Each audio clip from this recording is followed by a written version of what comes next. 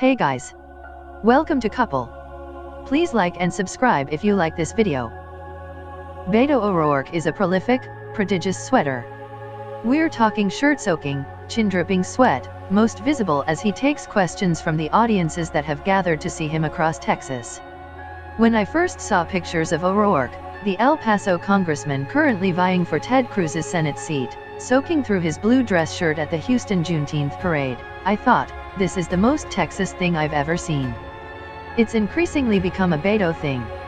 On the campaign trail, Bernie had his disheveled hair, Trump had chants of lock her up, and O'Rourke has his sweat-drenched button-down shirts. Most politicians would mask the sweat with suit jackets, but O'Rourke, who's already audacious enough to think he could become the first Democrat to represent Texas in the Senate in over 25 years, poses for hundreds of selfies looking like he just got pushed into a pool. On a Sunday morning at the Hill Country Veterans Center in Kerrville, a town of around 20,000 in Texas Hill Country, and the first of 3 stops for the day, there are 600 people's body heat to outstrip the air conditioning. 10 minutes after O'Rourke takes the stage, the first signs of sweat start expanding like continents on the back of his shirt.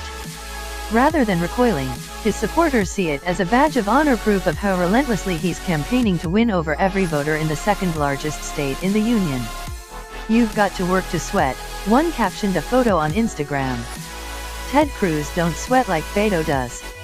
When O'Rourke speaks on the stump, he punctuates his points by moving his left hand up and down, like he's directing traffic.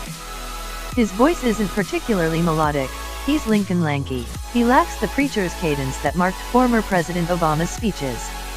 But O'Rourke's energy is palpable, infectious, his sweat is the physical evidence of that energy leaving his body. And it seems to be working. Even as he struggles with a continued lack of name recognition, in a state that has consistently voted Republican for the past 3 decades, recent polling places O'Rourke just 2 to 6 points behind Cruz. Among volunteers, there's cautious yet barely contained glee. Could O'Rourke pull off an upset that, just 6 months before, seemed impossible? By the time O'Rourke reaches the peaks of his stump speech in Kerrville, advocating for better treatment of Texas's teachers, arguing for universal health care, and decrying family separation at the border, his shirt is full-on stuck to his back, and the crowd feels ready to ignite.